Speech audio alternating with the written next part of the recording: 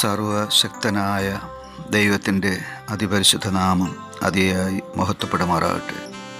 കർത്താവിൽ പ്രിയരെ, നിങ്ങൾക്ക് ഏവർക്കും ജീസസ് വോയിസ് മെസ്സേജ് എന്ന പ്രഭാത ദൈവവചന ധ്യാന ശുശ്രൂഷയുടെ പുതിയൊരു എപ്പിസോഡിലേക്ക് സ്നേഹത്തോടെ സ്വാഗതം. അല്പസമയ ധ്യാനത്തിന് ഒരു തിരുവചനം വായിക്കുന്നു. സങ്കീർത്തനം 50 1-ാം തിരുവചനം. ദൈവം യഹോവയായ ദൈവം അരുളിച്ചെയ്തു, സൂര്യൻ്റെ ഉദയം മുതൽ അസ്തമയം വരെ ഭൂമിയെ വിളിക്കുന്നു. കർത്താവിൽ പ്രിയരെ, നാം വായിച്ചു കേട്ട 50-ാം സങ്കീർത്തനം 1-ാം വാക്യത്തിൽ ദൈവത്തിൻ്റെ ഒരാഹ്വാനമാണ് നാം കാണുന്നത്. ദൈവം വിളിക്കുകയാണ് തന്നിൽ വിശ്വസിക്കുന്നവരെ, തൻ്റെ ഭക്തന്മാരെ, തൻ്റെ ശിഷ്യന്മാരെ, തന്നിൽ ആശ്രയിക്കുന്നവരെ വിളിക്കുന്നു. എന്തിനാണ് ദൈവം വിളിക്കുന്നത്? ഈ സങ്കീർത്തനത്തിൻ്റെ 5-ാം തിരുവചനത്തിൽ അതിന് നാം ഉത്തരം കാണുകയാണ്. യാഗം കഴിച്ച് എന്നോട് നിയമം ചെയ്തവരായ എൻ്റെ വിശുദ്ധന്മാരെ എൻ്റെ അടുക്കൽ കൂട്ടുവിൻ. ഒരു യാഗം ആവശ്യപ്പെട്ടുകൊണ്ടാണ് ദൈവം വിളിക്കുന്നത്. പഴയ നിയമത്തിൽ പലതരത്തിലുള്ള യാഗങ്ങളുണ്ടായിരുന്നതായി നാം കാണുന്നു. യാഗമെന്നാൽ ബലിയാണ്. പലതരത്തിലുള്ള യാഗങ്ങൾ, തരിമാവ് കൊണ്ടുള്ള യാഗം, പ്രാവുകളെ കൊണ്ടുള്ള യാഗം, ആട്ടിൻകുട്ടികളെയും കോലാടുകളുടെയും കാളക്കിടാക്കളുടെയും യാഗം. ഇതിനെ മൃഗബലിയെന്നോ പക്ഷിബലിയെന്നോ ഒക്കെ പറയാം. ആധുനിക കാലത്ത് ഈ യാഗത്തിന് ഒരു പ്രസക്തിയുമില്ല എന്ന് നമുക്കറിയാം. എന്നാൽ പുരാതന കാലത്ത് ഇപ്രകാരമുള്ള യാഗങ്ങളെല്ലാം നിലവിലിരുന്നു. ആ കാലത്ത് ആസാഫ് എഴുതിയ ഒരു സങ്കീർത്തനമാണ് 50-ാം സങ്കീർത്തനം. അന്നത്തെ യാഗങ്ങൾ പലതരത്തിലുള്ളതായിരുന്നു. ഈ സങ്കീർത്തനത്തിൽ തന്നെ ഹനനയാഗത്തെക്കുറിച്ച് 8-ാം വാക്യത്തിൽ നാം കാണുന്നു. ഹോമയാഗത്തെക്കുറിച്ച് കാണുന്നു അതേ വാക്യത്തിൽ. ഇതെല്ലാം ചേർത്ത് 5 തരത്തിലുള്ള യാഗത്തെക്കുറിച്ച് ലേവ്യ പുസ്തകം നാം പഠിച്ചാൽ നമുക്ക് മനസ്സിലാക്കുവാനും സാധിക്കും. ഇങ്ങനെ പലതരത്തിലുള്ള യാഗങ്ങൾ നിലനിന്നിരുന്ന ഒരു കാലം. ഈ യാഗങ്ങളെല്ലാം മനുഷ്യൻ്റെ പാപ പരിഹാരത്തിനായി, ദൈവത്തെ പ്രസാദിപ്പിക്കുവാനായി അർപ്പിച്ചിരുന്നു. യാഗമൃഗത്തെയോ യാഗപക്ഷിയെയോ യാഗവസ്തുവിനെയോ പുരോഹിതൻ്റെ അടുക്കൽ കൊണ്ടുപോയി സമർപ്പിക്കുകയും പുരോഹിതൻ ഈ യാഗമർപ്പിക്കുന്ന വസ്തുവിന് വേണ്ടി ദൈവത്തോട് അപേക്ഷിക്കുന്നതിൻ്റെ അടയാളമായി ഈ യാഗവസ്തു കൊണ്ടുവരുന്ന മനുഷ്യൻ്റെ കരം പിടിച്ച് യാഗവസ്തുവിൽ വച്ചിട്ട് അവൻ്റെ പാപം ആ യാഗവസ്തുവിന്മേൽ ചുമത്തിക്കൊണ്ട് അതിനെ ബലിയർപ്പിക്കുന്നതിലൂടെ ഈ യാഗമർപ്പിക്കുന്ന ഭക്തന് പാപമോചനം ലഭിച്ചു.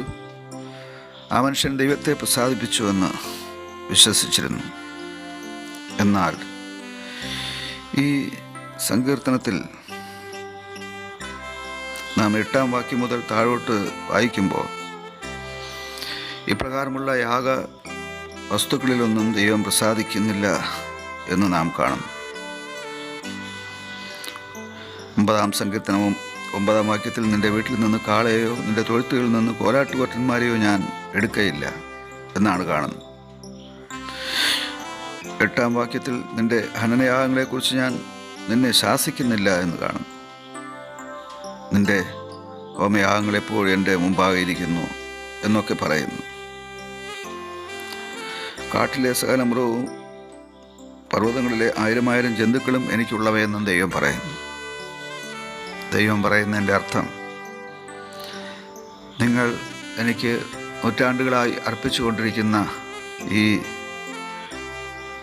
പക്ഷികളുടെ, മൃഗങ്ങളുടെ ഈ ബലിയിലൊന്നും ഞാൻ പ്രസാദിക്കുന്നില്ല എന്നാണ്.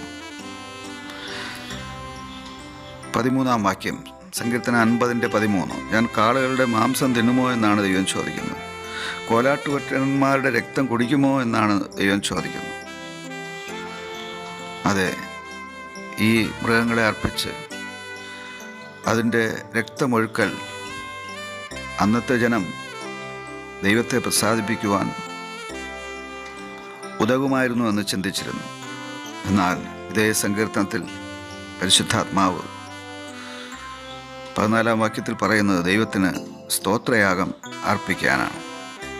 അതെ, ഇന്ന് ദൈവം പ്രസാദിക്കുന്ന യാഗം സ്തോത്രയാഗമാണ്. അധരഫലമെന്ന സ്തോത്രയാഗം. ദൈവം നമുക്ക് നൽകിയ എല്ലാ ആത്മീയ ഭൗതിക നന്മകൾക്കായും ദൈവത്തിന് നന്ദി അർപ്പിക്കുക എന്നുള്ളതാണ് സ്തോത്രയാഗം. ആമേൻ.